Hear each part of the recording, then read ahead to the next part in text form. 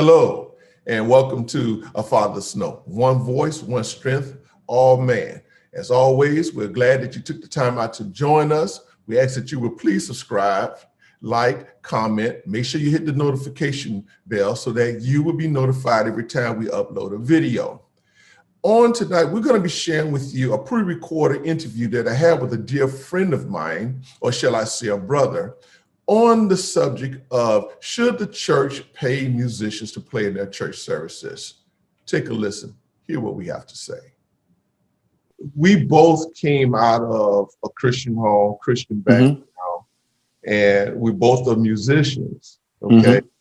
I think I'm gonna go, I'm just feeling led to go a different direction here with this because I think we might be able to help a lot of other young men who come out of Christian families who are musicians. And yeah, they have done everything they can to support the church, but they don't get the support back from the church. What would you say to them, though, that, let me ask this question, I don't know. Do you think that could be possibly part of the reason why a lot of them do venture out of the church and they pursue other venues with their musicality? I would definitely say that's a big part of why. I think that I want to say old, a big shout out to Apostle Mosby and Mother Nelson. You know, I love them. They're dear to me. And a big shout out to my mom, rest her soul, and to my father, who are great examples of, parenting throughout spiritually. But at the same time, there was some things that they didn't have knowledge of. You know, they were raised to, of course, be very strict and very firm on us, when we were coming up. So there's a lot of things that they did not allow, and they did not understand that God wasn't just in the traditions or the bylaws or the upbringing that they had at that time. I'm pretty sure that you went through the same thing I did when it came to the upbringing. You probably couldn't listen to R&B or secular music in your home. You couldn't do certain things that your other friends could do. But as a child, God is not. I don't think this is the case, but I don't think as a child God was going to send me to hell because I wanted to stay the night to a friend's house or socialize with friends. But coming up in a Christian home, the rules are a little bit stricter. They're a little different because we have those guidelines of not trying to allow our children to fall victim to worldly behaviors and secular things. So as a musician, like you said, when we come up in those type of homes without that support, without that avenue or the exercise that we see our other friends doing, once we get to an age that we can make our own choices, that's the first thing we want to do is get to that freedom that we could not have at a younger age. So we exercise it as soon as we possibly can. And sometimes when we exercise it, we get too far gone and we don't come back. We don't make the right decisions, the right choice. Correct. So I know you mentioned that you had a son and a daughter, 17. Are they into music? Not then. Neither one of them are musicians or into music. I mean, they listen to music, but they listen to that other stuff. They listen to that Diddy Bop and that TikTok stuff and all that good stuff. But but you being a father, let's say if your son was a musician growing up in the church, or let's say in your home, you raised him up to have a Christian background, how would you steer him differently than how you would steer, your parents steered you, so that he don't? Now, let me make this disclaimer. I know we have a lot of musicians. I don't think we get on this topic, but I think it's important that something we might need to talk about. It's a father's note.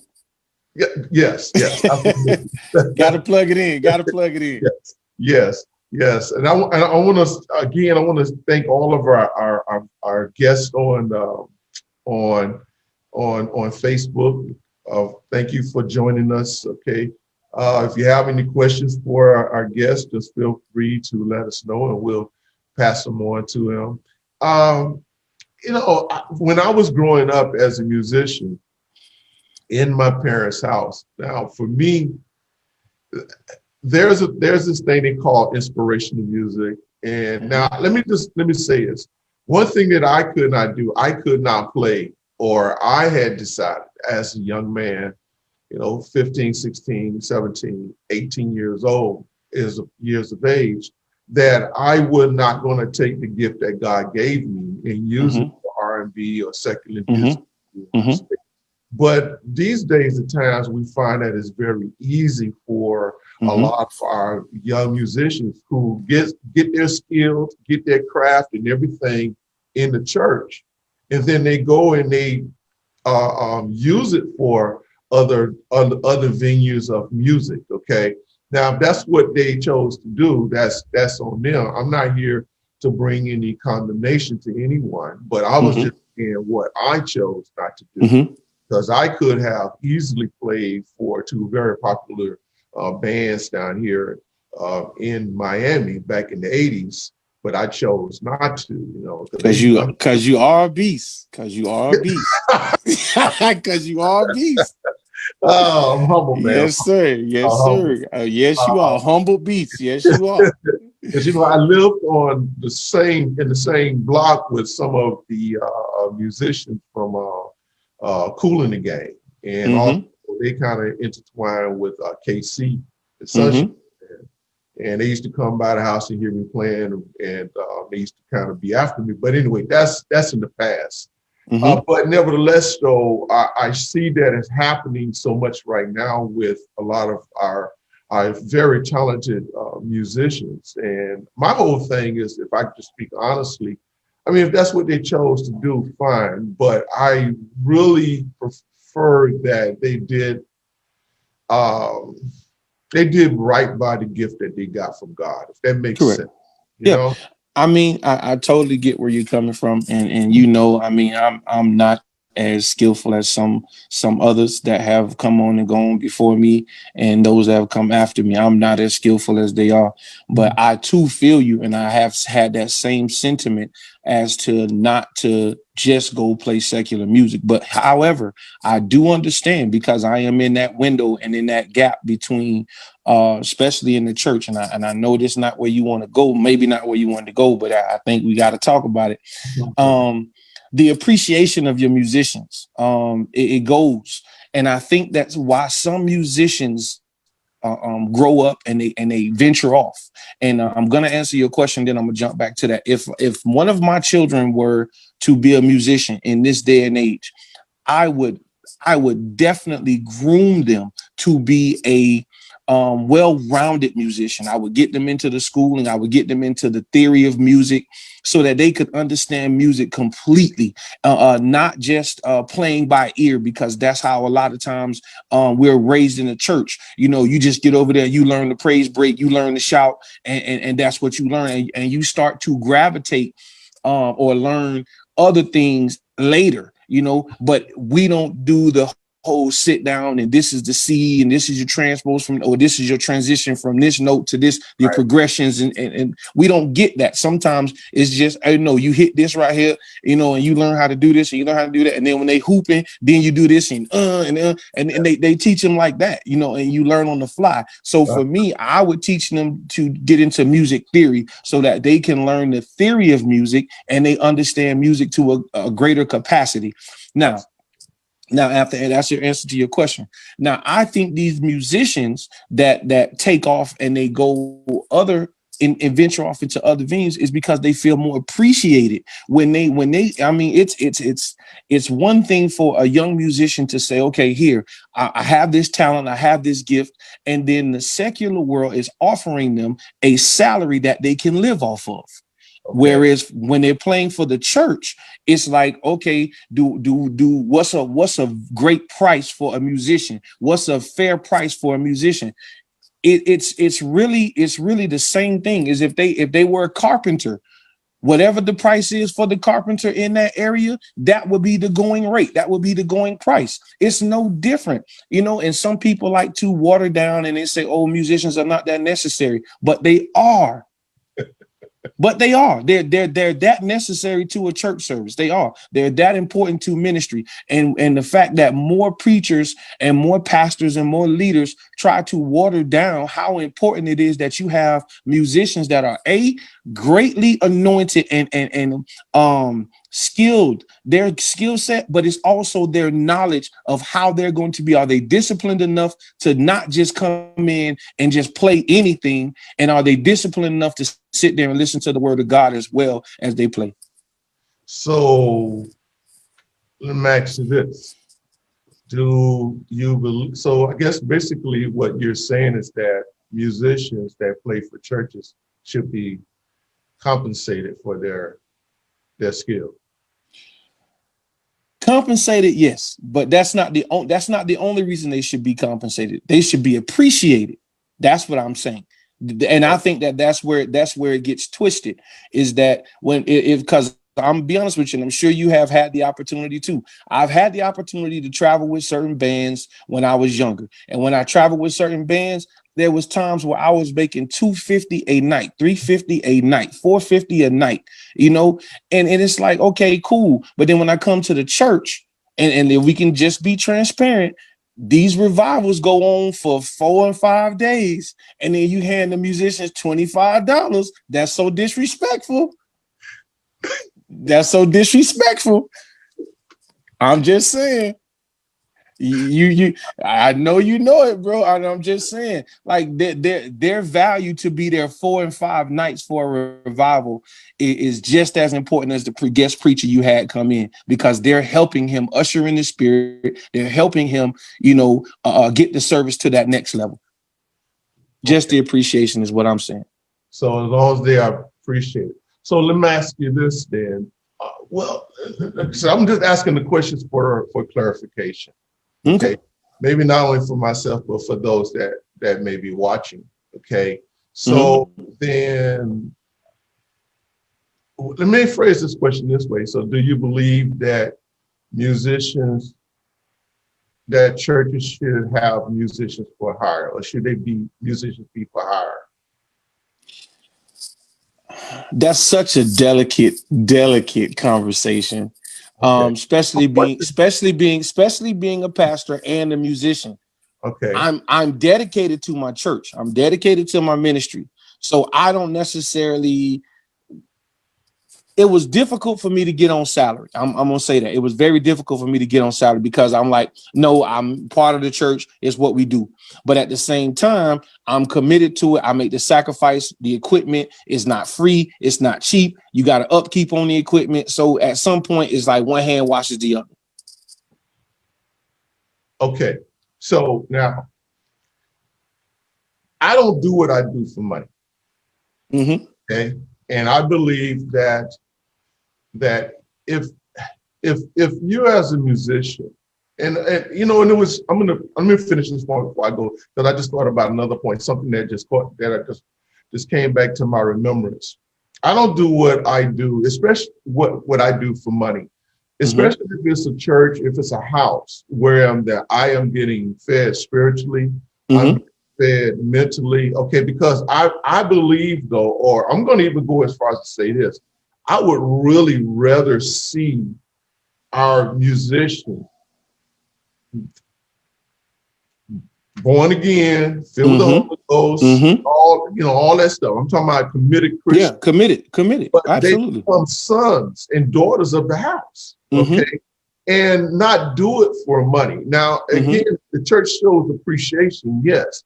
But I'm here serving, taking care of God's house, because if I take care of God's house, I believe that he will take care of mine. Now, outside of the ministry in which that I'm committed to. Now, if I go someplace else and someone asks me to play,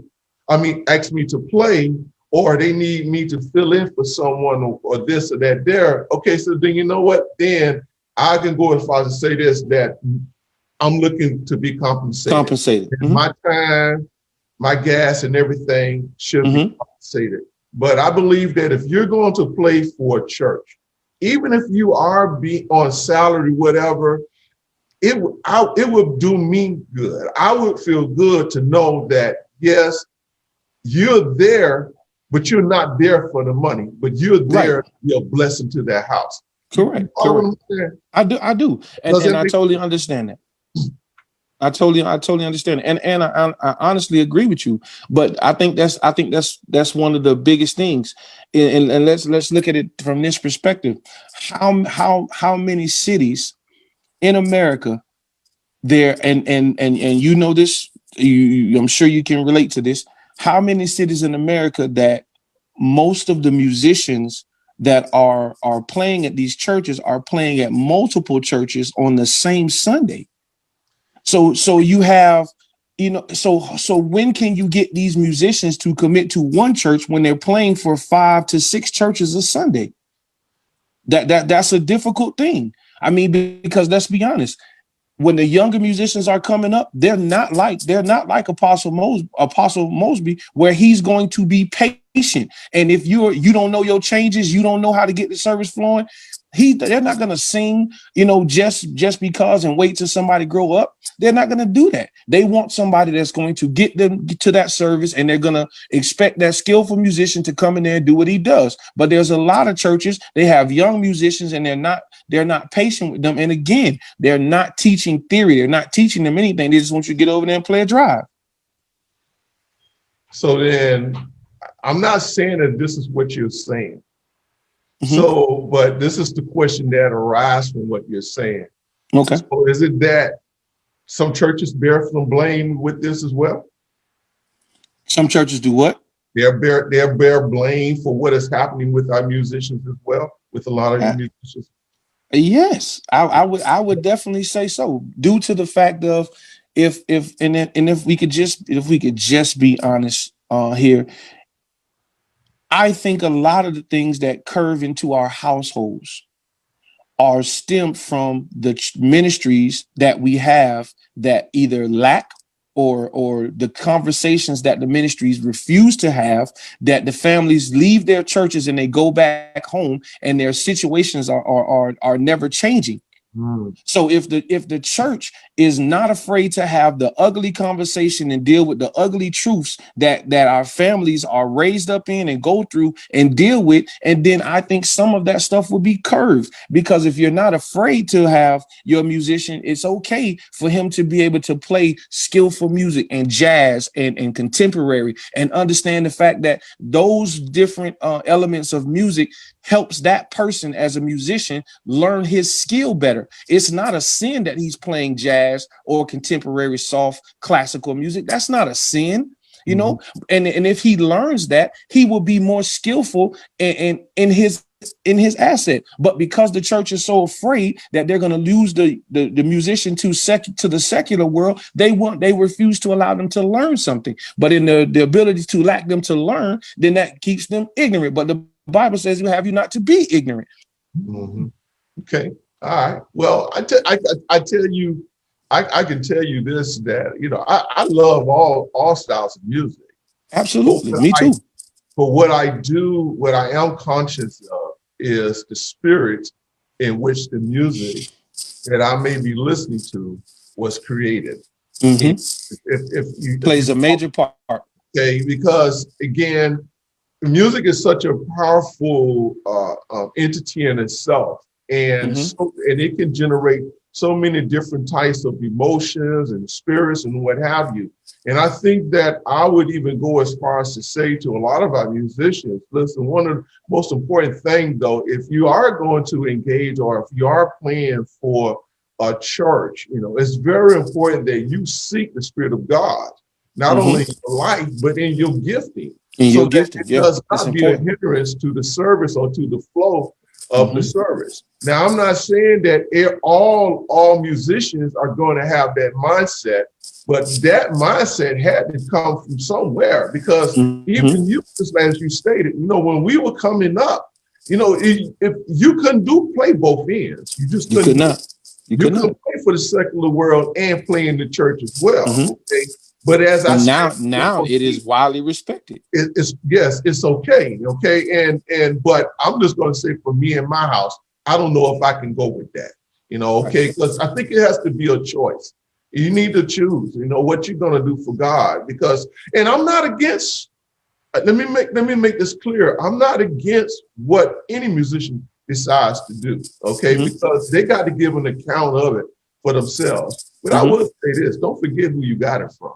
That's it. That's Don't it. forget who gave, don't forget, you didn't learn that gift, that talent on your own, and I just chose that. I did not want to take the gift that God had gave me and use it for the world.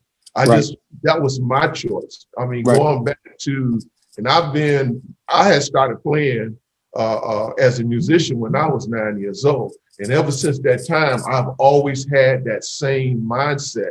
I just can't do it. Now, I might have been at times went and played some what they call inspirational music, something like that. But some of this other stuff, I just couldn't get into it. I just have to say that my spirit would not allow me to. But I'm not here, again, I want to make this claim. I'm not here to bring any condemnation of anyone. We're just having a discussion about it. Right. And I think too, as you know, you probably want to cap that conversation. But I want to say this. I think it is, again, something that's widely respected. So again, this is where we, again, when it comes to fathers, when it comes to ministry, we have to be careful. Just because something is accepted or appreciated worldwide does not mean it has to be accepted and appreciated in our home. And it doesn't have to cross our doorstep. And I think that that's something that the lack of fathers being in the home sometimes, because a lot of these young musicians are growing up in single parent homes. So that's an opportunity for them to learn how to make income. And we can't forget that. Absolutely. And when they learn how to make their own money and they're learning how to get income, is to help society. The fact that there's a mother or a father taking care of them, now we can add something to the table. So and again, it's the gift making room for us, but it's how you do it and what do you do with that gift that's making room for you. I want to respond to that by saying that as long as you don't take your gift of music to pimp God. Absolutely. Just don't pimp God with it, Right. I agree. You're already committed to a ministry, but because another ministry come calling you, and they're going. Man, you preaching now. You preaching now. All of a sudden now, now you want to leave that ministry and go to another. Ministry. You preaching now. I just don't feel that is something now that is God is pleased with, and you have transitioned from being a servant to a hireling, and just read the Bible on what a hireling is. Absolutely. What the benefit is, because I believe then once you take that mindset that whatever you get at this church that you left the previous church for, that's all you're gonna get. You're not expect anything else from God beyond that. Now, I know that may be some that may disagree with that, but listen, I've been doing this thing here for over 50 years, so I know exactly the benefit in what I'm saying, So, but I'm committed to what I'm doing and to because I love where I'm at, and I'm being fed. My family is being fed. My family is prospering, and I won't do it for money. I just won't do it. Yeah. And I totally agree with you. That is the most disrespectful thing that I think a musician can do to God, by jumping from church to church because one wants to pay them $10 or $20 or $30 more than the other church. I don't agree with that. And you see that, you do see that a lot. And that's why for me, I'm not that guy that likes to have the hype musician or the hype band person. I mean, it's good if they come fellowship with you, and you got to find a way to allow God to use your gift and your anointing to be just as special as theirs is. They might be more talented than you. They might know a couple more changes than you. They might even have they might be able to riff and sing way better than you. But the one thing they can't outdo is give God the praise and the honor better than you. If you give it genuinely from your heart, they can't do that. Bro, you just summed it all up. My perspective. You just summed it all up.